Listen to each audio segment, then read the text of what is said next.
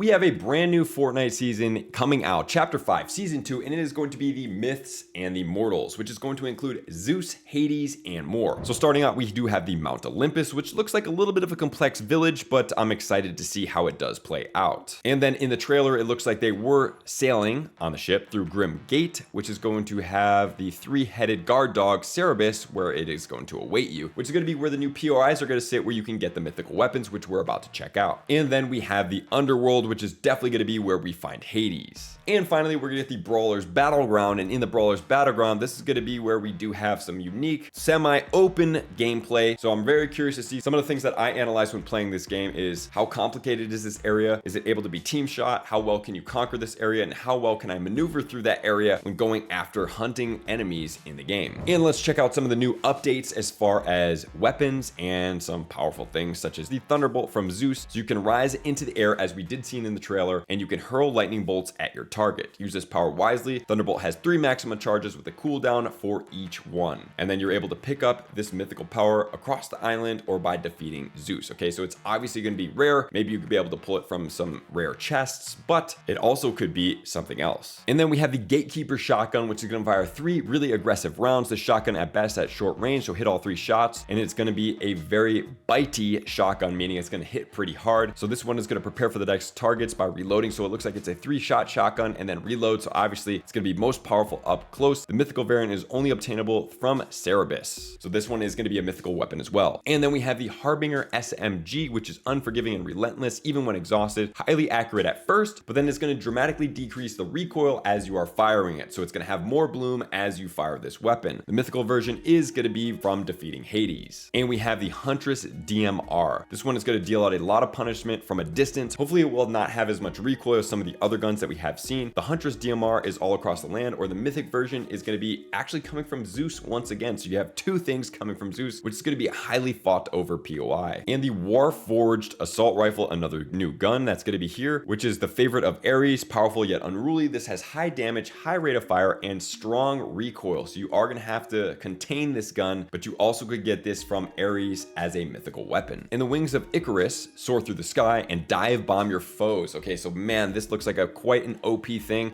You can find this mythic power all across the land. Yet another Olympian power range is coming your way. The Chains of Hades will pull you in later this season. So that looks like something that we're going to be able to do. So there are also going to be some weapons making their debut back from the last season. So we have the Hammer Pump Shotgun, Frenzy Auto Shotgun, Nemesis AR, Thunderburst SMG. The Reaper Sniper Rifle will still be in the game, so we are going to have to worry about getting headshotted quite frequently. And we have the Ranger Pistol. And it looks like we're going to be getting some new myths and mods. So we do have the Thermal Scope and the Speed Grip. So you're able to thermal scope any weapon. This one has over 2x zoom capacity, and it also has a thermal effect that you can toggle on and off. And then as far as the Speed Grip, this one is going to allow you to move faster while aiming down sight, which I've always been a big fan of, especially on SMGs, to give you a little bit more strafe capability. And now we have weapons bunkers. They will unlock in the middle of the match. So it seems as if instead of fighting, getting a medallion, and then going for it, we are going to be able to have them unlock all at the same time. So you have to be in the right position, in the right timing when these are unlocked. So you're going to be able to mod your weapons, and they will also have guns in there once again. And then we do have the battle pass. This is going to be Cerberus that we're going to be able to get. Pretty cool character in the game. And then we have a new version of the Cerberus. Really like that one, which then moves us onto the Aphrodite in page 3. Onto page 4, we are going to see the second version of Aphrodite. This is going to be the Heart's Pickaxe. And then Poseidon, a very large character, but quite funny at that. And here's going to be the immortal version of Poseidon in the purple. And Medusa herself in her regular version. And then here Medusa is the Gorgon warrior Medusa. And then we are going to be on to the Zeus. Okay, so this is going to be probably one of the cooler characters that's going to be out there right now. And then we have the Conqueror version of the Zeus as well. A little bit more Iron Man-esque. Which one do you guys like better? And then here is going to be Artemis and the immortal version of Artemis as well, bringing back those solar kind of space looking integration into the costume. And how could we forget about Hades himself, part of the underworld? And that will be page 14, which then leads us onto the bonus rewards of the next round. So we're going to have the magnetic Poseidon, which is kind of funny, the immortal version of Zeus, which is a very cool skin, the Elysian Artemis, pretty cool. What do you guys think? The Lethean Hades with that purple robe. Then we're going to have the blazing fire Cerberus looking looking a little bit like Ghost Rider. So that's everything as far as the battle pass. Now let's check out a couple other things, including some ranked updates. So Fortnite has listened and they are going to do a North America matchmaking test. As far as zero build ranking, it has had quite long queues. So what they're going to do is they're going to take West, East, and they're going to merge them into the central servers. So all of the no builds players will be in a wider pool, means shorter queue times, and the results will determine if this is going to be a long-term solution to be able to help us in zero builds have better matchmaking in the ranked playlist. And there's going to be some ranked updates. So it looks like towards the higher ranks, it's going to be a little bit more challenging to rank all the way to Unreal. There's also going to be a brand new skin that's going to come out as well. And also there's no more granted points for just surviving without taking damage. Okay, so you can't just camp and get all the way to Unreal anymore, which obviously I think is a good thing. Even though some of that stuff is entertaining, it's not really the most functional part. So that's everything from the official Fortnite channel information. Now let's check out some more leaks that will give us some better information. First and foremost, let's check out this brand new POI. All right, so this is going to be the underworld, which is taking over where Ritzy was. Rebel Roost, Lavish Lair will all maintain the same. It looks like Reckless Railways will be the same, and Ruined Reels is now going to be Restored Reels. Okay, so there's probably going to be a little bit of updates from there. We're also going to have the Grim Gate in here. Pleasant Piazza looks to be maybe a little bit changed based on the name. We're going to have Fencing Field and Snooty. All of this information and area down here is going to be all pretty similar. Mount Olympus and Brawler's Battleground back in the bottom right corner are definitely going to be changing. So this is going to be a little bit of difference from the other one. Grand Glacier, Classy Courts, and Lavish are all going to maintain the same. So we have 4 new updated POIs, and approximately a quarter of the map is going to have some updates to it. So drop in the comments below, are you going to maintain your same landing spot, or did your landing spot get changed over, and are now you going to change up where you are landing in Fortnite? Because we used to land in Ritzy, so now we're going to have to find a new POI. There are going to be job boards that are now going to be updated throughout this season. So we're going to have treasure, bounty, airdrop, and vehicle. So that looks like we're going to be able to complete some different tasks coming from these job boards. And here is the Zeus Thunderbolt in action. It is infinite. You're going to be able to jump up and throw that in.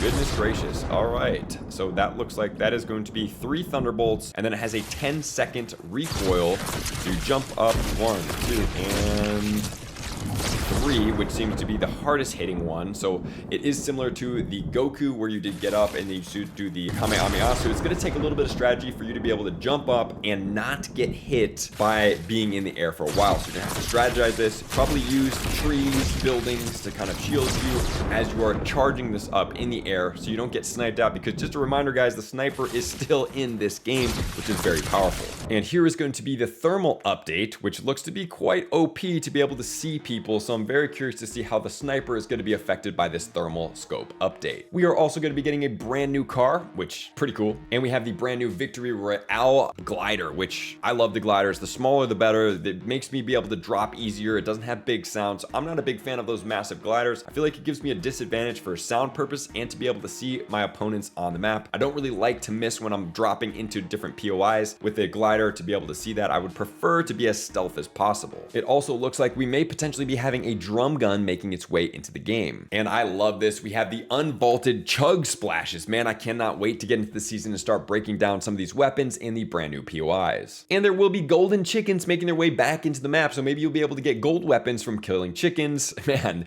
when we used to be able to get gold weapons from those fruit trees, that was such an OP season. So maybe we will be getting some gold weapons from these chickens, which would then make these very, very valuable. And if you guys do want to check out some of the Kickstarter quests, you can pause here. This is going to give you a bunch of XP right off the bat to rank you up, and some rank rewards as well, which while they are pretty cool, they usually don't give you too cool of rewards, unfortunately. We have a brand new wheel making its way into the game, which, man, that looks awesome. If you guys do want to see some snapshot quests, okay, these ones go all the way to stage 14 to give you a bunch of XP. And it looks like there's going to be a new chest in the game, which may be the location of where you can get these Thunderbolts. And all of the back blings that are going to be in the game this season. Pretty cool. Once again, I just don't choose to wear back blings, but if I were to wear one, I would wear a very sleek one as opposed to a large one like this disco ball here. And all of the new pickaxes, and there are some pretty cool pickaxes this season. Pickaxes, I don't mind. I still try to keep it a little bit more sleek because I feel like the bigger the things are that you use, the more attention you can attract. And the last thing we have to talk about is lava. So I'm not really sure exactly how the lava work, but the floor of this map is lava. So there is a lava meter as you are playing the game that is going to rise. So I'm not sure that maybe the lava will be the new storm storm.